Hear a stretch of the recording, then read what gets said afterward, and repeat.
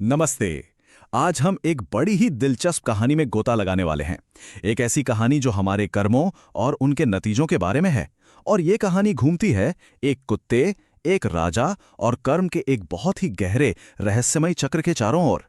तो चलिए मुद्दे पर आते हैं और उस सवाल से शुरू करते हैं जो इस पूरी कहानी की जड़ है। आखिर वो कौन से काम हैं, कौन से गुनाह हैं जो किसी इंसान को उसके अगले जन्म में एक कुत्ते की जिंदगी दे सकते हैं। वैसे ये सवाल उठा कहाँ से?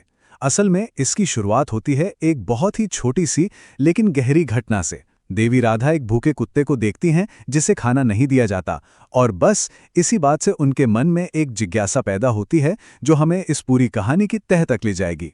तो चलिए कहानी के पहले पड़ाव पर चलते हैं, जहां हम जानेंगे कि देवी राधा के मन में वो कौन से दो जरूरी सवाल उठे थे जिनसे ये सारी कथा शुरू हुई। तो राधा जी ये दो सवाल लेकर भगवान कृष्ण के पास पहुंचे। पहला कि आखिर ऐसे कौन से पाप हैं जिनकी सजा कुत्ते का जन्म है, और दूसरा कि अगर कोई एक कुत्ते को खाना खिलाता है तो उसका पुण्य मतलब उसका आध्यात्मिक फायदा क्या होता है। इन्हीं दो सवालों के जवाब में एक पूरी की पूरी कहानी छुपी है। अब देखिए, कृष्ण ने सीधा सीधा जवाब नहीं दिया। उन्होंने कहा, हे देवी, मैं तुम्हें एक कहानी सुनाता हूं, बस ध्यान से सुनना, तुम्हें अपने जवाब उसी में मिल जाएंगे। तो चलिए हम भी उस कहानी को सुनते हैं। और कृष्ण की ये कहानी हमें सीधा ले चलती है भगवान राम के दरबार में। यहाँ एक रोते हुए कुत्ते का एक ऐसा मामला सामने आता है जो किसी की भी समझ से परे था। देखिए, ये कोई एक आध दिन की बात नहीं थी। पहला दिन गुजरा, पहरेदारों ने उसे भगा दिया। दूसरा दिन आया, वो फिर आ गया, उसे फिर भगा दिया गया। जब तीसरे दिन भी वो कुत्ता वहीं आकर रोने लगा, तब भगवान राम को ये एहसास हुआ कि भाई ये कोई मामूली बात नहीं है। उन्होंने उस कुत्ते को दरबार में बुलाने का हुक्म दिया। और जब उस कुत्ते से उसकी तकलीफ का कारण पूछा गया तो उसका इल्जाम सीधा एक सन्यासी पर था।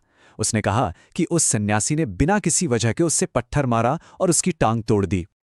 अब कहानी अपने सबसे दिलचस्प मोड़ पर आती है, जहां एक ऐसा फैसला सुनाया जाता है जो किसी की समझ में नहीं आता।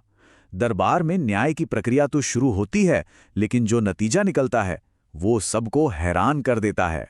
तो दोनों पक्षों को सुना गया। कुत्ते का कहना था, मैं तो बस खाना मांग रहा था। उधर सन्यासी ने अपनी गलती तो मानी, लेकिन वजह ये बताई कि कुत्ते ने उसकी भिक्षा को छूकर अपवित्र कर दिया था, और इसी गुस्से में उसने ये कर दिया। भगवान राम का तर्क ना बहुत ही साफ था। उन्होंने कहा, भाई कुत्ता तो एक जानवर है, वो अपनी भूख की वजह से ऐसा कर रहा था, लेकिन सन्यासी एक ज्ञानी होकर उसे तो अपने गुस्से पर काबू रखना चाहिए था, इसलिए असल दोषी तो सन्यासी ही है।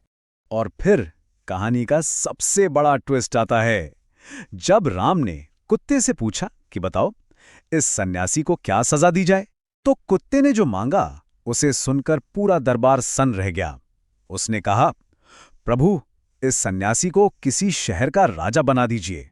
पूरा दरबार सोच में पड़ गया। ये सजा थी या कोई इनाम? एक मुजरिम को दंड देने के बजाय उसे राजा बनाने की बात। आखिर इस अजीब सी मांग के पीछे कुत्ते का असली इरादा क्या था? इस पहेली का जवाब भी खुद उसी कुत्ते ने दिया। अब हम जानेंगे उसके पिछले जन्म का वो सच जिसमें इस अजीब सजा का राज छिपा हुआ था।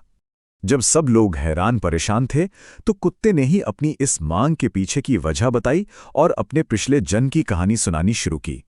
उस कुत्ते ने बताया, मैं पिछले जन्म में एक राजा था। लेकिन कैसा राजा? एक जालिम राजा। मैं गरीबों पर जुल्म करता था, उनकी फसल का आधा हिस्सा जबरदस्ती छीन लेता था। मैंने दूसरों की मेहनत का पैसा लूट लूट कर अपनी तिजोरियां भरी थी। और यहीं कर्म का पूरा खेल समझ आता है। जो हम करते हैं, अच्छा या बुरा, उसका फल हमें भुगतना ही पड़ता है, चाहे इसी जन्म में या अगले जन्म में। ठीक वैसा ही जैसा उस राजा के साथ हुआ। तो कुत्ते ने अपना असली मकसद साफ किया। उसने कहा, मैंने उसे सिंहासन इसलिए दिया ताकि वो भी सत्ता के नशे में चूर होकर वही पाप करे जो मैंने किए थे, और फिर वो भी मेरी तरह अगले जन्म में कुत्ता बने, ताकि उसे समझ आए कि ये तकलीफ होती क्या है। तो इस चौंकाने वाली कहानी को सुनाने के बाद भगवान कृष्ण वापस राधा के उन दो शुरुआती सवालों पर आते हैं। अब वो कर्म और दया का असली मतलब समझाते हैं जो इस कहानी में छिपा था। अब कृष्ण राधा के सवालों का सीधा जवाब देते हैं। कुत्ते का जन्म क्यों मिलता है? उस राजा जैसे कर्मों की वजह से, लालच, जुल्म और बेबसों पर हिंसा। और एक कुत्ते को खाना खिलाने का पुण्य क्या है? कृष्ण समझाते हैं कि जब हम किसी जरूरतमंद जीव पर बिना किसी स्वार्थ के दया दिखाते हैं तो ये काम हमारे अनजाने में किए गए पापों को धो देता है, हमारे कर्मों को साफ करता है। और फिर कृष्ण एक बहुत गहरी, बहुत चुभने वाली बात कहते हैं कि कुछ लोग बड़ी भक्ति से पूजा पाठ तो करते हैं, लेकिन दरवाजे पर आए किसी भूखे जानवर को भगा देते हैं। उनका यह करना ठीक वैसा ही है जैसे कोई गंगा में डुबकी लगाकर आए और तुरंत फिर से पाप करने में लग जाए। तो आखिर में ये कहानी हमें एक बहुत बड़े सवाल के साथ छोड़ जाती है। अगर हमारे काम ही हमारा भविष्य लिखते हैं तो फिर सच्ची भक्ति क्या है? सिर्फ पूजा पाठ और रस्में निभाना, या फिर हर जीव के लिए मन में दया और करुणा रखना? इस पर सोचिएगा जरूर।